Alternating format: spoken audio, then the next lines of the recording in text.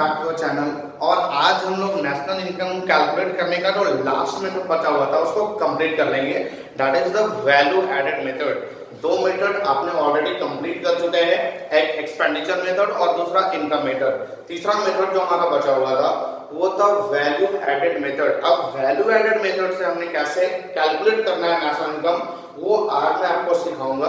अब उसके पहले अगर आपने बाकी के दो मेथड के वीडियो नहीं देखे हैं तो लिंक डिस्क्रिप्शन में है, पहले जाकर के आप बाकी दो मेथड चेक कर लें कि इनकम मेथड से और एक्सपेंडिचर मेथड से मेनली हम लोग कैसे कैलकुलेट करते हैं नेशनल इनकम। और लास्ट हम लोग आते हैं नेशनल इनकम कैलकुलेट करने का जो थर्ड मेथड है that is the value added method. तो जल्दी से हम लोग यहाँ पे सीखते हैं वैल्यू एडेड मेथड से जनरली नेशनल इनकम कैसे कैलकुलेट करना है। उसके पहले अगर आप चैनल पे फर्स्ट टाइम है तो चैनल को सब्सक्राइब कर लीजिए और please press the bell icon ताकि हर एक नोटिफिकेशन आपको मिलते रहे और हर एक क्लास आप इजीली कर पाए। तो चलो जल्दी से देखते हैं value added method. Value added method से अगर हमें नेशनल इनकम कैलकुलेट करना है तो उसके लिए मुझे कुछ स्टेप लेना पड़ेगा। वो स्टेप मैं भी आपको बताऊंगा कि कौन कौन से स्टेप लेने हैं। देखो मेनली 3 स्टेप लेने होते हैं और ये 3 स्टेप के हेल्प से हमने नेशनल इनकम कैलकुलेट करना है वैल्यू एडेड मेथड से। सबसे पहला स्टेप जो मुझे लेना है वो है calculate GVA at MP. GVA at MP का मतलब क्या हुआ? Gross value added at market price. Gross value added at market price यानी सबसे पहले जो आपने कैलकुलेट करना है वो gross value added at market price. अब देखो gross value added at market price तीनों ही सेक्टर का सेपरेटली कैलकुलेट होता है और फिर आप तीनों ही सेक्टर के gross value added at market price का सम टोटल कर दोगे तो आपका निकल जाएगा ओवरऑल पूरे इकोनॉमी का जीवीए एट एमपी। अब 3 सेक्टर कौन कौन से हैं ये आप क्लास 11 में पढ़ के आ चुके हो, प्राइमरी सेक्टर, सेकेंडरी सेक्टर और टर्सरी सेक्टर। अब प्राइमरी सेक्टर्स का सेपरेट हम लोग जीवीए एट एमपी कैलकुलेट करेंगे, सेकेंडरी सेक्टर का सेपरेटली हम लोग जीवीए एट एमपी कैलकुलेट करेंगे और टर्सरी सेक्टर का भी सेपरेट हम लोग कैलकुलेट करेंगे जीवीए एट एमपी। और तीनों ही का अगर एज अ होल इकोनॉमी पूरा बोले तो उस केस में तीनों ही सेक्टर का जीवीए एट एमपी एक साथ सम टोटल कर देंगे, मेरा पूरी इकोनॉमी का जीवीए एट एमपी निकल जाएगा। तो सबसे पहले आपको याद रखना है gross added value at market price. अब उसके बाद नेक्स्ट वो स्टेप हमें लेना है, यहाँ पे क्या करना है कि जो जीवीए एट एमपी आएगा gross value added at market price आएगा उसको मैं इक्विवेलेंट कर दूंगा जीडीपी एट मार्केट प्राइस का। यानी GVA at MP is equal to या equivalent to GDP at MP, इसके जस्ट इक्विवेलेंट कर देना है। अब ये जीवीए एट एमपी कैलकुलेट कैसे होगा वो मैं आपको जस्ट आगे बताऊंगा। अभी फिलहाल स्टेप नंबर 2 में ये देखना है कि जीवीए एट एमपी जो आएगा उसको इक्विवेलेंट रख देना है जीडीपी एट एमपी के। उसके बाद स्टेप नंबर 3 यहाँ जीडीपी एट एमपी आ गया। अब मुझे पहुंचना क्या है नेशनल इनकम पे। तो नेशनल इनकम पे पहुंचने का मतलब एनएनपी एट एफसी पे पहुंचना है, यानी जीडीपी एट एमपी गिवन है और एनएनपी एट एफसी पे मुझे जाना है। तो आपने याद रखा होगा जो एग्रीगेट मैंने आपको सिखाया था कि ग्रॉस से नेट पे जाना है।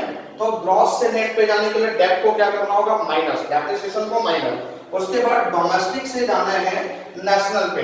तो डोमेस्टिक से नेशनल पे जाने के लिए NFIA net factor income from abroad को प्लस करना है और उसके बाद प्रोडक्ट तो दोनों में मेरा कॉमन है, फिर मार्केट प्राइस से मुझे जाना है फैक्टर कॉस्ट पे। तो मार्केट प्राइस से फैक्टर कॉस्ट पे जाने के लिए क्या करना है?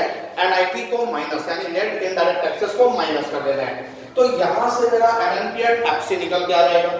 अब उसके बाद ये तीनों स्टेप, सबसे पहले तो मुझे कैलकुलेट करना था जीवीए एट एमपी। अब जीवीए एट एमपी आप इसको जीवीए एट एमपी बोलो या जीडीपी एट एमपी बोलो या फिर वैल्यू एडेड बोलो, ये तीनों ही लगभग सेम होते हैं, तीनों सेम होते हैं। GVA at MP, GDP at MP और वैल्यू एडेड ये तीनों बिल्कुल सेम होते हैं। तो ये कैलकुलेट कैसे करना है? कैलकुलेट करने का फॉर्मूला है value of output minus intermediate consumption. अब वैल्यू ऑफ आउटपुट में से इंटरमीडिएट कंजम्पशन को डिडक्ट करोगे तो आपको मिलेगा जीवीए एट एमपी, जिसको मैं जीडीपी एट एमपी भी बोल सकता हूं और वैल्यू एडेड भी बोल सकता हूं। तो वैल्यू ऑफ आउटपुट में से इंटरमीडिएट कंजम्पशन को डिडक्ट करो, निकल जाएगा वैल्यू एडेड या जीवीए एट एमपी। अब ये वैल्यू ऑफ आउटपुट कैसे निकलेगा?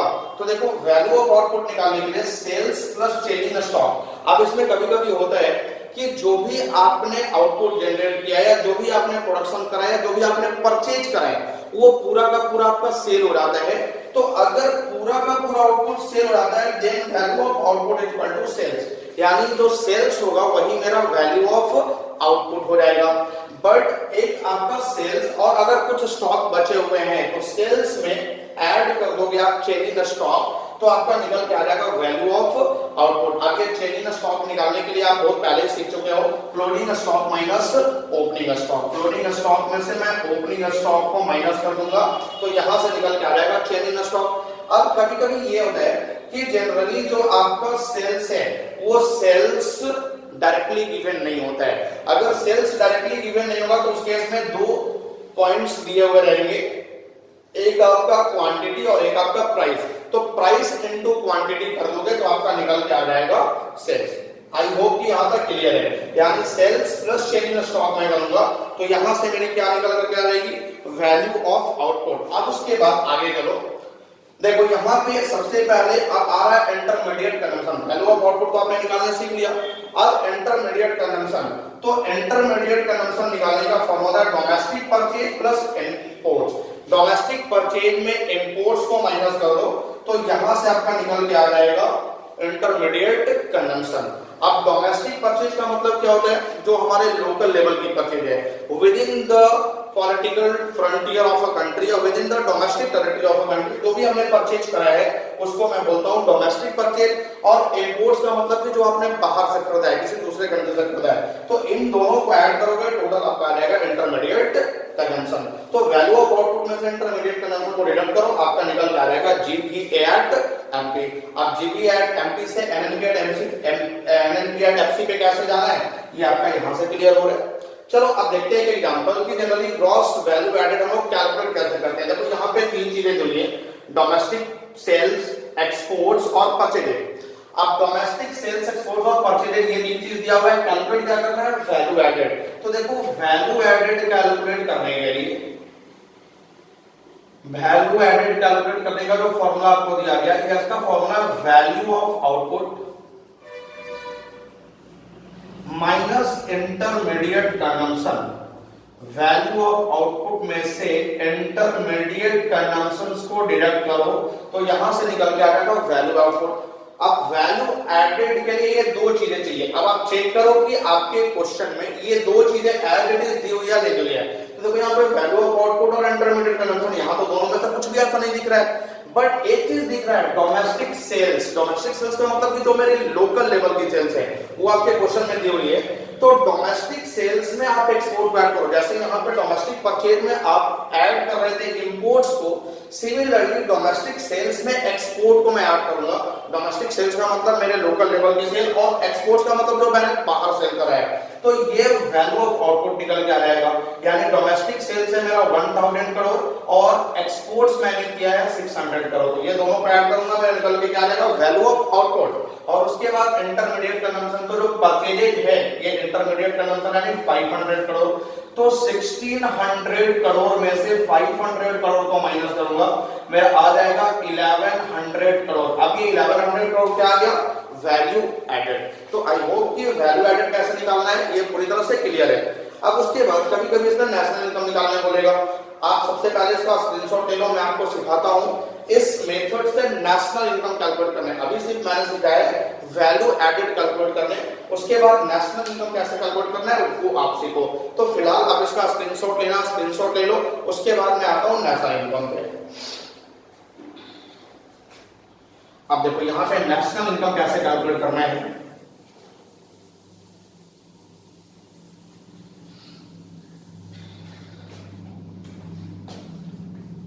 एग्जाम्पल मैं एक और लेता हूं, calculate GVA at FC and MNP at FC। यानी आपको दो चीजें कैलकुलेट करनी है, GVA at FC and MNP at FC। कुछ इंफॉर्मेशन आपका दिया हुआ रहेगा, जैसे सेल्स दे देगा, सेल्स है 2000 करोड़, उसी तरह से आपका ओपनिंग स्टॉक दे देगा, ओपनिंग स्टॉक है 300 करोड़, क्लोजिंग स्टॉक भी गिवन है क्लोजिंग स्टॉक है 500 करोड़।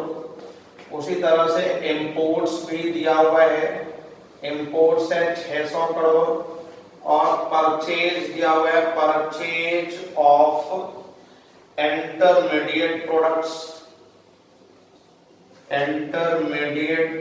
भी दिया हुआ है। तो ये है आपका सपोज 200 करोड़। उसके बाद फिर आपके क्वेश्चन में डेप्रिसिएशन भी दिया हुआ है, ये है 100 करोड़। उसके बाद NFIA भी दिया हुआ है 300 करोड़ और NIT नेट इनडायरेक्ट टैक्सेस भी दिया हुआ है 400 करोड़। ये सारे कुछ गिवन है। आपको दो चीजें कैलकुलेट करनी है, एक GVA@FC और दूसरा आपको कैलकुलेट करना है NNP@FC।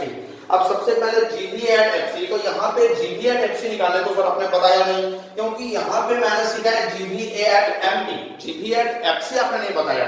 तो अब GVA@FC कैसे निकाला जाएगा? तो देखो सबसे पहले आपने कैलकुलेट करना है GDP@MP, GDP@MP, क्योंकि GVA@MP को ही इक्विवेलेंट रखना है GDP@MP का। तो GDP@MP सबसे पहले मैं कैलकुलेट करूंगा। अब GDP@MP कैलकुलेट करने का जो फॉर्मूला था वो सेम है यहाँ पे। GDP@MP के लिए value of output minus intermediate consumption, value of output minus intermediate consumption, value of output में से इंटरमीडिएट कंजम्पशन को माइनस करेंगे, निकल जाएगा GDP@MP।